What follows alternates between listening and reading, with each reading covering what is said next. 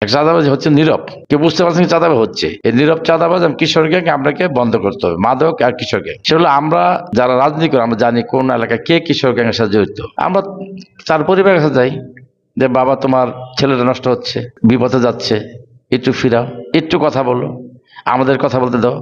যদি আমরা সব প্রত্যেকটা পরিবারকে আমরা বুঝাতে পারি যে তোমার ছেলেটা খারাপ হচ্ছে, একটু ভালো করার চেষ্টা করে, আমরা হেল্প করবো তোমাদের। দেখবেন আস্তে আস্তে 50% কমে যাবে, কিন্তু রিডিউস হয়ে যাবে। যখন আমি বুঝাবো সামাজিকভাবে 50% রিডিউস হবে। আর যদি নাম আইন শৃঙ্খলা বাহিনী আছে তারা তাদেরকে ধরে নিয়ে যাবে, আইনে আওতায় নিয়ে যাবো। অবশ্যই এটা বন্ধ করতে হবে, নাহলে আমাদের যুব সমাজ নষ্ট হয়ে যাবে। আর মাদকটা তো বিশাল ভয়াবহ সমস্যা। যারা কিশোর গ্যাং নিয়ন্ত্রণ করে তারাই মাদকটা নিয়ন্ত্রণ। তাদের নেতাদেরকে আমরা জানি কে কে কোন এলাকায় কারা কিশোর গ্যাংয়ে মাদক নিয়ন্ত্রণ করে, তাদেরকে ধরবো আমরা যে ভাই বন্ধ করেন।